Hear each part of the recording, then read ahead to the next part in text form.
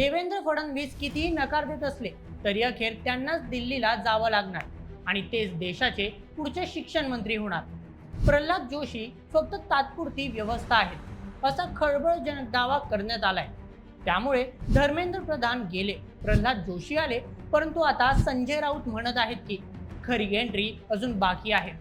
आता अशातच एकीकडे प्रधान यांच्या राजीनाम्यानंतर प्रल्हाद जोशी यांच्याकडे शिक्षण खात्याची जबाबदारी दिली गेली आणि हा मुद्दा इथेच संपला असं वाटत असलं तरी देखील राऊत यांच्या दाव्यामुळे संपूर्ण प्रकरणात नवं राजकीय वळण मिळालं.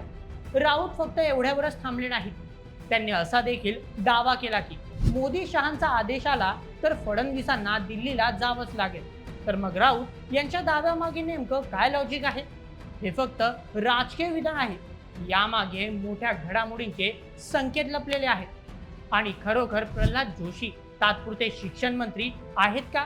तर चला या सर्व घडामोडींची सविस्तर माहिती जाणून घेऊयात आजच्या व्हिडिओमध्ये.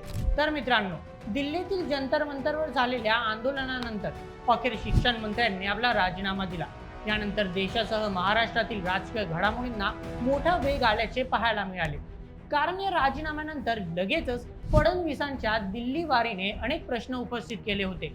मात्र प्रल्हाद जोशी यांच्याकडे केंद्रीय शिक्षण मंत्री पदाची जबाबदारी दिली गेल्यामुळे संबंधित सर्व चर्चांना ब्रेक लागला. अखेर शिक्षण मंत्री पदासाठी एका नवीन चेहऱ्याला संधी मिळाल्यामुळे या पदासाठी नवीन चेहरा कोण असणार हा सस्पेन्स पूर्णपणे संपलेला आहे. तसं तर याआधी फडणवीस यांच्या अचानक दिल्ली दौऱ्यामुळे त्यांना ही जबाबदारी मिळते का असा प्रश्न राज्यभरातून उपस्थित केला जात होता. परंतु त्यानंतर स्वतः मुख्यमंत्री देवेंद्र फडणवीस यांनी स्पष्ट केलं की मी महाराष्ट्रातच राहणार आहे, माझी दिल्लीत जाण्याची कुठलीही शक्यता नाही. एकीकडे शिक्षण मंत्रीपदी प्रल्हाद जोशी यांची नियुक्ती आणि दुसरीकडे मुख्यमंत्री फडणवीस यांचे स्पष्टीकरण, यामुळे संबंधित चर्चांना पूर्ण विराम मिळाला. मात्र असे असले तरी देखील आता या प्रकरणी नवा दावा समोर आलाय. शिवसेना ठाकरे गटाचे खासदार संजय राऊत यांनी मुख्यमंत्री देवेंद्र फडणवीसच पुढचे शिक्षण मंत्री होतील असे अत्यंत ठाम विधान केले आहे. तसं तर याआधी फडणवीस जेव्हा दिल्लीला गेले होते तेव्हा देखील राऊत यांच्याकडून ही शक्यता वर्तवली गेली होती की फडणवीस शिक्षण मंत्री होतील. मात्र ही शक्यता खरी ठरली नाही. परंतु राऊत यांनी असाच दावा पुन्हा केलाय. म्हणजेच संजय राऊत यांना अगदी ठामपणे विश्वास आहे की फडणवीस शिक्षण मंत्री होणार. या संदर्भात त्यांनी असे मत व्यक्त केले आहे की प्रल्हाद जोशी यांच्याकडे सध्या शिक्षण मंत्रालयाची जबाबदारी असली तरी ती कायमस्वरूपी राहणार नाही. योग्य वेळ येईल तेव्हा अमित शहा आणि नरेंद्र मोदी फडणवीसांना पुन्हा दिल्लीला बोलावतील आणि शिक्षण मंत्रालयाची जबाबदारी त्यांच्याकडे सोपवली जाईल असा दावा राऊत यांच्याकडून केला गेलाय. परंतु संजय राऊत फक्त एवढ्यावरच थांबले नाहीत. त्यांनी मुख्यमंत्री देवेंद्र फडणवीस यांच्याकडून दिलेल्या स्पष्टीकरणाबद्दल देखील भाष्य केले. या संदर्भात बोलताना ते म्हणाले की देवेंद्र फडणवीस कितीही नाही म्हणाले तरी मोदी शहांचा आदेश आला तर त्यांना दिल्लीला जावेच लागेल असा दावा देखील त्यांच्याकडून करण्यात आलाय. याबद्दल सविस्तर माहिती देताना राऊत यांनी असे सांगितले की देवेंद्र फडणवीस म्हणत असले की मी महाराष्ट्रातच राहणार, परंतु त्यांनी कुठे राहायचं हे फक्त मोदी आणि शहांच्या हातात आहे.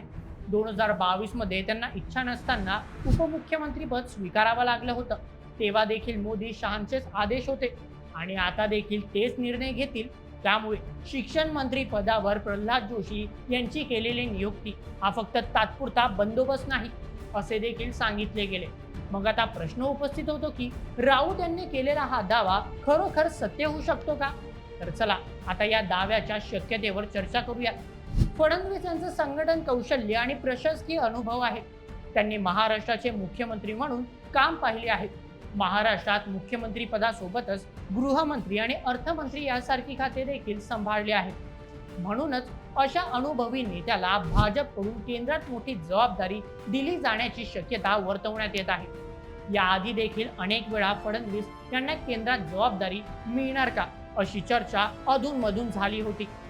याच गोष्टीचा मुख्य आधार घेत संजय राऊत यांनी प्रल्हाद जोशी हे फक्त तात्पुरती व्यवस्था असल्याचा दावा केला आहे. परंतु सध्या उपलब्ध माहिती पाहिली तर त्याला कोणताही अधिकृत आधार दिसत नाही.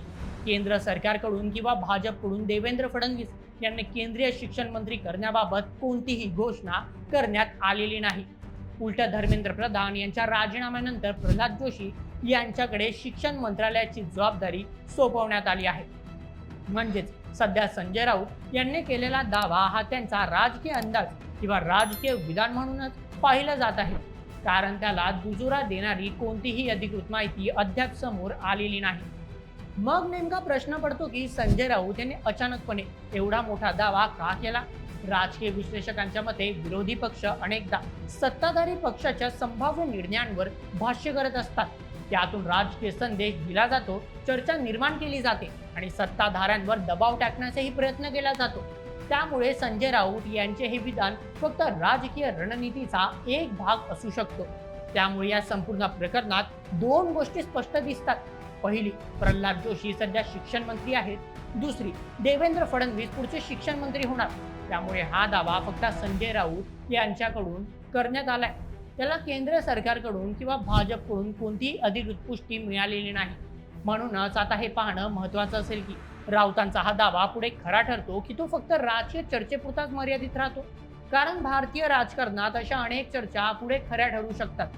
आता हा दावा खरा ठरतो की नाही हे तर येणारा काळच ठरवेल. परंतु राऊत यांच्या विधानामुळे महाराष्ट्रापासून ते दिल्लीपर्यंत नव्या राजकीय चर्चेला सुरुवात झाली आहे. तर मित्रांनो, या संपूर्ण विषयावर तुम्हाला काय वाटतं? फडणवीस यांच्याकडे खरोखर केंद्रीय शिक्षण मंत्री पद जबाबदारी दिली जाऊ शकते का? तुमचं मत आम्हाला कमेंटमध्ये नक्की कळवा आणि अशाच व्हिडिओसाठी सबस्क्राईब करा बोल एम एच यूट्यूब चॅनलला. धन्यवाद.